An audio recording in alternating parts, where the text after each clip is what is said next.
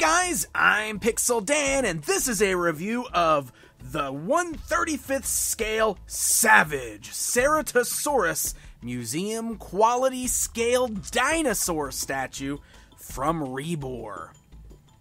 That's right, I've taken a look at a few of these beautiful museum quality dinosaur pieces from Rebor in the past, and I love them. I think they are very cool display pieces, especially for those who really love dinosaurs. And come on, who doesn't love dinosaurs?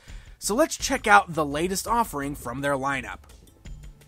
Now, as you can see, he just comes in a fully enclosed black box with a cool little skeletal image there on the front, and if you look at the back of the box, you get those same skeletal images of some of the other releases that they've had in their lineup. Now, the box that he's in is actually very nice. You can see that there's some really good foam padding in there that really helps to keep this guy safe and also really makes him feel very special. Now, removing him from the packaging, you will notice that he is in two separate pieces here. We've got the dinosaur itself, as well as his display base, and there's a nice little postcard on the inside that gives you some information on the Ceratosaurus, what location he was found in, and we even get a great little scale model down here that shows you how big this particular dinosaur was compared to a normal human. So pretty cool stuff. So let's take a look at the actual statue itself. I want to start with the display base because I love this display base.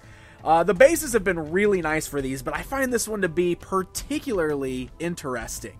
One of my favorites that I've seen in this lineup so far. We've got this beautiful scene with this great little puddle on here, and you can see it's done with this great kind of translucent color. So it looks like actual water sitting on the ground in this muddy area around it. You can see the muddy footprints from the Ceratosaurus. You can see rocks and sticks and everything down in the water there. It's just a beautiful display base. And if you look at the bottom, we do have just a great little image there that gives you the name of the statue that goes with this base. So I love this base. So let's bring the dinosaur in and show you how he stands on it. So I pointed out these muddy prints here for his feet. And the bottom of his feet are flat, and you will notice that he does stand pretty well on his own. One thing that I want to point out is you will notice that the feet don't seem to be even. He's a little uneven there, and I have found this to be a bit of an issue with the display base. There's no peg holes or anything. He's meant to just stand on those little muddy prints, but he's, just like I said, he's a little uneven. You can kind of flex him a little bit, but he doesn't stay perfect. So he doesn't snap into those muddy footprints as well as I'd like. However, he does still stand on the base. You can just kind of line him up there, and he can still stand on it, and he looks great on it. It might just be an issue with mine in particular, but it's definitely something to be wary of. Since these are like a PVC type material, it's not like polystone or anything like that. So it's got a little bit of flexibility to it. It's very possible it might just be a little warped. So we could probably even fix that if you have an issue with yours. So the box knows that this is a 1/35th scale statue. So let me tell you about the height here. You can see with the tape measure, he stands about 4 inches tall from the bottom of the base to the top of his head. But from head to tail, he is nearly 11 inches in length. So really great size of this little guy here.